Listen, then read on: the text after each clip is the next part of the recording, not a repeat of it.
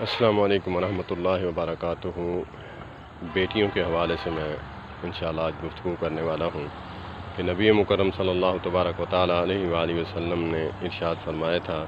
اس حدیث کا مفہوم یوں ہے کہ جو بندہ جو ہے 3 بیٹیاں ان کی تہ دل سے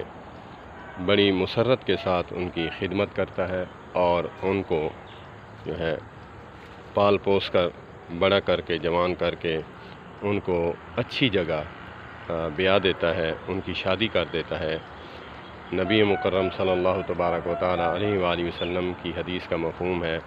جنت میں وہ میرے ساتھ ایسے ہوگا جیسے 2 انگلیاں اکٹھی ہیں، کوئی فاصلہ نہیں ہوگا۔ تو مگر آج کے دور کی بات کریں، سبحان اللہ، اس کا میں انکاری نہیں ہوں، لیکن آج جو مسلمان ہیں، چاہے وہ بے نماز بھی کیوں نہ ہو،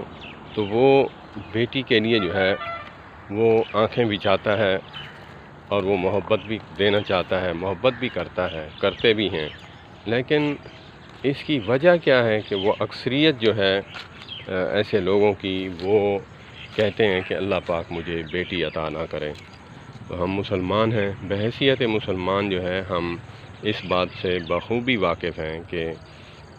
بیٹیاں رحمت ہوتی ہیں، بیٹے اللہ کی نعمت ہیں اور بیٹیاں جو ہیں اللہ کی رحمت ہیں۔ تو اسی لیے ہم ان کافروں کی طرح جو ہے نہیں کرتے کہ ہم بیٹی جو ہے ہمارے پاس پیدا ہو تو پھر ہم اس کا گلا دبا کر یا جو ہے اس کو ذبح کر دیں، تو ہم بڑی مسرت کے ساتھ جو ہے اسے دل سے قبول کرتے ہیں۔ لیکن اکثریت جو ہے لوگ دامادوں کی وجہ سے آگے جو نصیب ہے،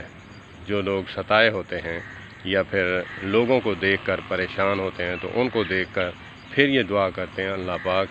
مجھے بیٹی عطا فرما اور اس کا نصیب اچھا فرما، اور اگر اس کا نصیب اچھا نہ بنے تو میں ایسے ہی اچھا مجھے پھر بیٹا عطا فرما یا پھر ایسے ہی پھرتا رہوں۔ تو کوئی مسلمان ایسا نہیں جو چاہتا ہو کہ مجھے بیٹیاں نہ ہوں، یا پھر اس کے ماتھے پہ بل آتے ہیں تو کس لیے آتے ہیں؟ اصل وجہ یہ ہے کہ وہ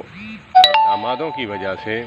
جو ہے وہ ستایا ہوتا ہے، تو اسی لیے وہ کہتا ہے